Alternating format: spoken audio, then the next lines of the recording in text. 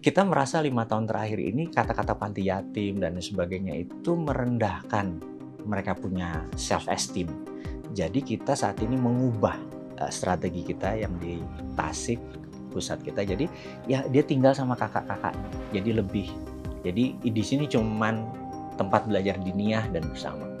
Hanya anak-anak saya itu mereka tuh perlu pendengar. Jadi bukan kita ceritain, dongengin, dakwain, bukan. Kita cuma ngasih telinga, mereka cuma, Pak saya jatuh cinta. Oh dia juga manusia, bener nggak?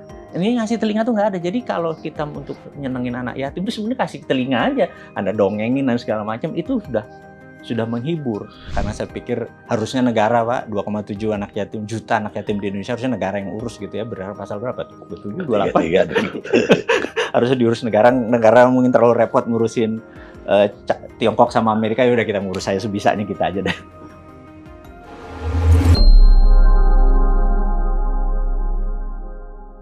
B Media Podcast. Tadi saya juga dengar bahwa punya 10.000 anak yatim. Selama ini ya salah satu anunya amalnya ya anak yatim ini. Lah sekarang anak yatim ini masih atau enggak? Nah, Rumah Yatim Indonesia menarik. Saya pulang haji tahun 96.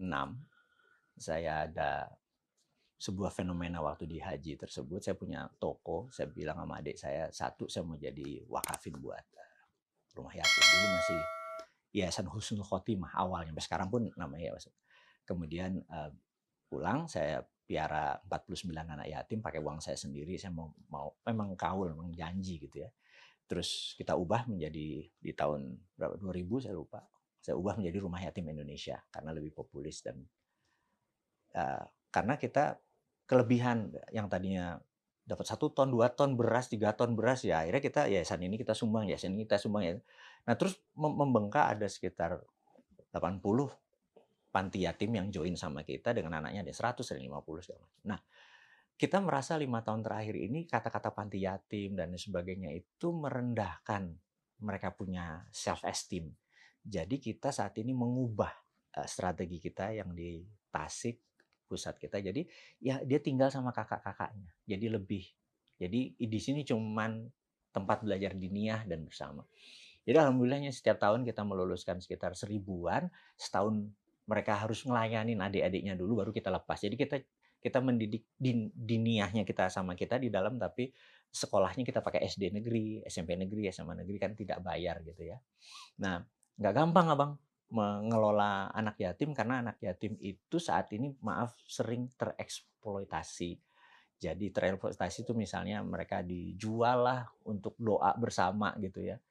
Itu begitu di rumah mereka makan, mereka dapat duit apa segala macam, pulang nangis karena kebahagiaan tadi masih terbawa oleh mereka. Jadi saya menyarankan jangan bawa anak yatim ke rumah, tapi bawa dia keluar ke Ancol kayak kemana gitu, karena kecemburuan itu ada, sedih mereka malah pada saat itu. Jadi dan anak yatim itu pengalaman kita punya energi ekstra gitu ya. Jadi saya sebulan sekali ke Cipinang, saya sebulan ke tempat ini, hanya anak-anak saya itu mereka tuh perlu pendengar. Jadi bukan kita ceritain, dongengin, dakwain, bukan. Kita cuma ngasih telinga, mereka cuma, Pak saya jatuh cinta. Oh dia juga manusia, bener nggak? Ini ngasih telinga tuh nggak ada. Jadi kalau kita untuk nyenengin anak yatim itu sebenarnya kasih telinga aja. Anda dongengin dan segala macam, itu sudah menghibur. Dan kakak asuhnya kadang-kadang juga menjual. Ya saya harus ngomong jujur. Jadi kalau mereka lagi latihan Barzanji atau manakib yang ya Nabi salam alaika gitu kan, ya Rasul salam alaika, begitu nggak ada ustadznya, ya Allah sedikit amat sepotong dibagi 4 yang banyak jatah Pak Ustadz gitu kan. Ustadznya datang berubah lagi anak-anak lain karena buat drama nanti kalau dipanggil ke rumah-rumah itu. Saya kadang-kadang itu cerita nyata. Jadi saya pikir udah 25 tahun alhamdulillah Rumah Yatim Indonesia saat ini, dan saya masih dewan pembinanya. Saya pikir ini perjuangan panjang karena saya pikir harusnya negara, Pak, 2,7 anak yatim, juta anak yatim di Indonesia, harusnya negara yang urus gitu ya. Berdasarkan pasal berapa tuh? 27, 28. Harusnya diurus negara mungkin terlalu repot ngurusin Tiongkok sama Amerika, ya udah kita ngurus saya sebisanya kita aja deh. Walaupun Itu diasramakan atau? Enggak, kita ada 60 tempat, ada yang di Oh. asrama, tapi banyak yang tinggal semua di Jawa. Baik, terakhir nih. Siap. Ini bukunya menarik, ini judulnya. The Name Him Sontoloyo. Siapa yang kasih nama Sontoloyo? Jadi They Name Him Sontoloyo itu kan terjemahannya dia dikasih nama Sontoloyo gitu ya. Jadi keluarga saya dari NU pinggiran, mbah saya, kakek saya itu adalah belajar di Sidogiri. Sidogiri udah 300 tahun. Pendiri NU juga sekolah di Sidogiri di Pasuruan. Jadi mbah saya, tapi kiai kampung. Jadi sekitar tahun saya masih 10 tahun gitu ya. Pak D saya waktu itu ada haul rame gitu, cerita tentang perilaku Rasulullah yang mengingatkan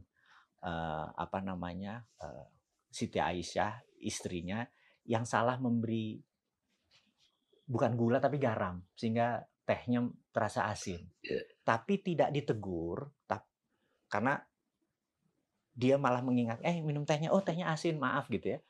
Nah, saya sebagai anak 10 tahun saya berdiri. Bayangin Bang Karni lagi ngomong, terus ada orang berdiri kan ganggu, terus Pak D saya bilang, "Ya apa kowe gitu? Mau apa kamu gitu?" "Ngapunten Pak D, saya boleh nanya nggak?"